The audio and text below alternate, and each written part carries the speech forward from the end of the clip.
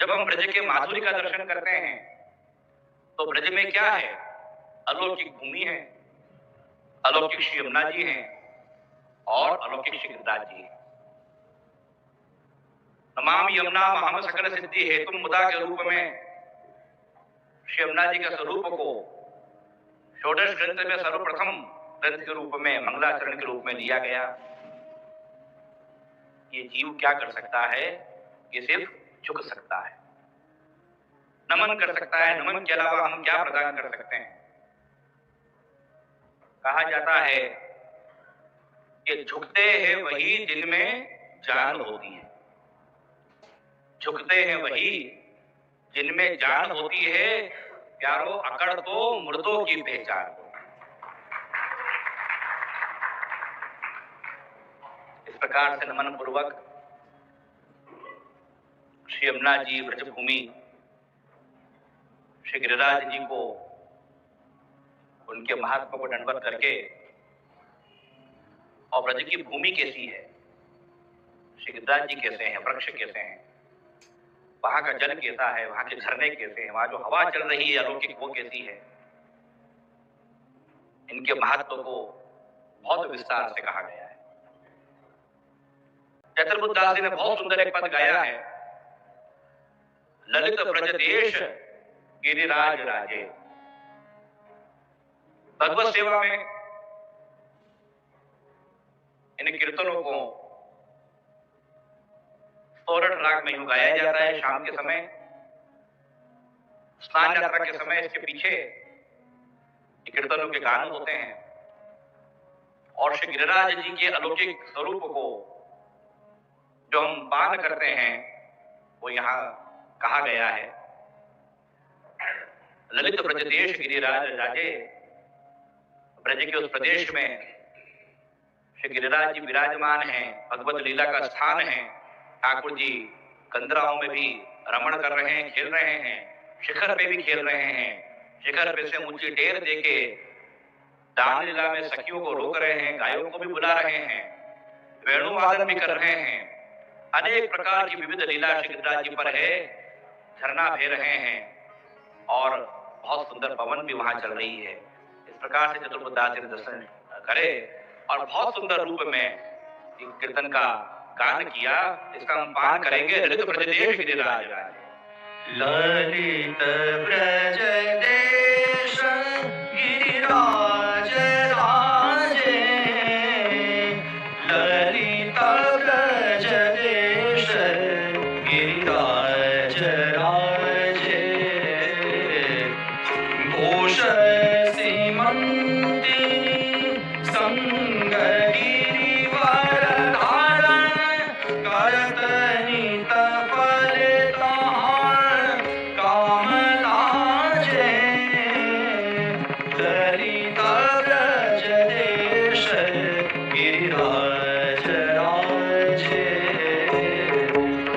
त्रिविध पवन संचरे सुखद झरना झरे, ललित सौरभ सरस मधुप भ्राजे। ललित तरु फूल फल फलित घटहि तुसदाय, ललित तरु फूल फल फलित घटहि तुसदाय। चतुर्भुज दास गिरिवर समाजे, ललित ब्रज देश गिरिराज राजे। और श्री गिरिराज धरण की जय। श्री गिरिराज जी के कितने ही अलौकिक महत्व और लीला का वर्णन इन अष्टसखाओं ने किया है। श्रीमद् भागवत में हंताय मद्र बला हरिदास वर्ज्यो यद राम कृष्ण चरण स्पर्श प्रमोद, मानम तनोति सह गो गणयोस्तयोर्यत् पानी सुय वसकंदर कंद बोले। ठाकुर जी खेल रहे हैं गिरिराज जी पे और श्रमित हुए हैं। श्री गिरिराज जी की कंदरा में आप विराजते हैं। धूप पड़ रही है, वर्षा हो रही है, तो श्री गिरिराज जी की जो कंदरा है वहां श्री दाऊद जी के संग आप विराजमान है। श्री गिरिराज जी सेवा कर रहे हैं, कंदरा प्रदान की, हरी हरी सुंदर घास है, आसन है, आसन प्रदान किया, ठाकुर जी विराजमान हैं, गौचारण करते हुए पधार रहे हैं, विविध लीला करते हुए पधारे हैं। जैसे बहुत तेज बरसात हो, धूप पड़े तो हम कहीं आश्रय प्रश्रय लेते हैं, इस प्रकार से वहां विराजमान हैं। और जो पुलिंद जी हैं, उत्थापन के भाव से श्री गिरिराज जी में जो फल हो रहे हैं, अलौकिक गिरिराज जी में वो फल उगा रही हैं, और अमित झरना झरे, जो जल के झरना गिर रहे हैं, इस प्रकार से ठाकुर जी जल का पान भी कर रहे हैं। प्रियजनों, ये व्यवहार सिखाता है।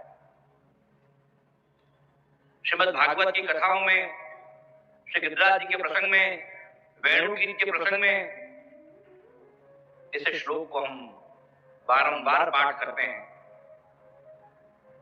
कि किस प्रकार से श्री गिरिराज जी ठाकुर जी की सेवा करते हैं। हरिदास हैं, एक स्वरूप तो ये है, और दूसरा है हरिदास वर्य। हरिदास तो सब होते हैं, ये हरिदास वर्य श्रेष्ठ हैं। स्थूल रूप से हरिदास वर्य भी हैं और स्वयं साक्षात ठाकुर जी के स्वरूप हैं। तब ये क्या व्यवहार सिखाता है कि हमारे जीवन में हम कहीं किसी से मिलने गए हों तो किस प्रकार से आवभगत करनी चाहिए। वैष्णव के घर गया हो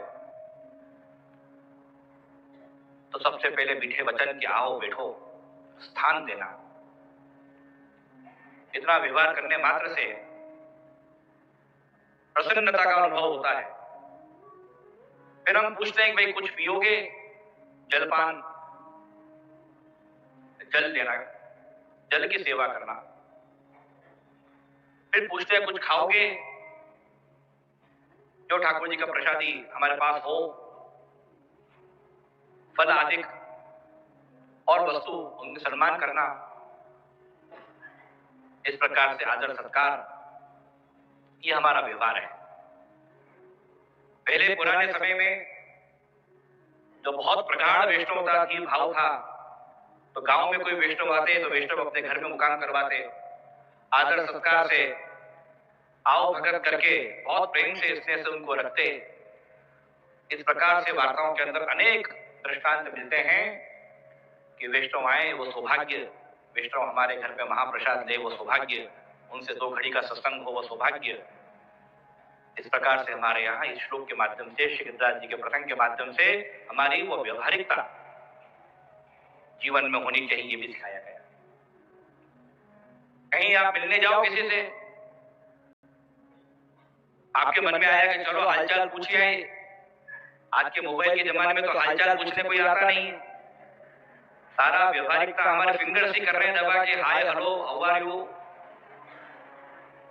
अब कोई भूले चुके भी जरा पहुंच जाए तो हम लोग इतने कड़क, इतने रूड, इतना हमारा बिहेवियर मिसबिहेवियर हो गया है, अब व्यवहारिक हो गए हैं कि दरवाजा खोलते से ही क्यों, कैसे कैसे आना हुआ।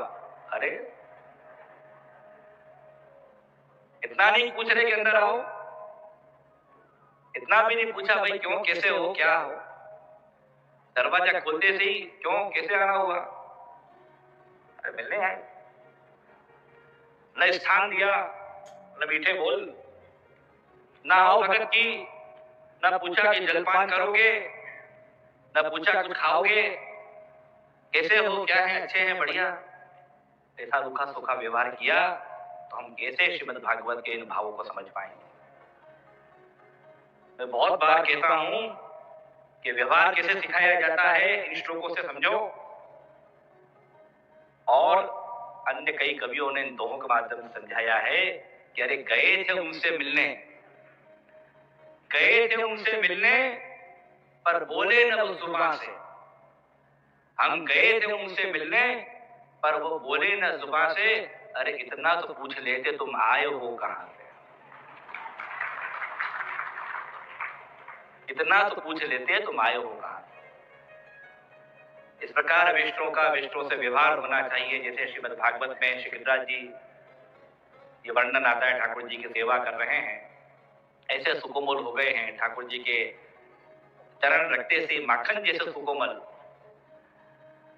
चरणारविंद में श्रम न पड़े उस भाव को। ऐसा ये ब्रज प्रदेश है, ठाकुर जी पधार रहे हैं, जहां जहां पद आप धर रहे हैं वो सुकोमल गादी माखन जैसी वो भूमि हो गई।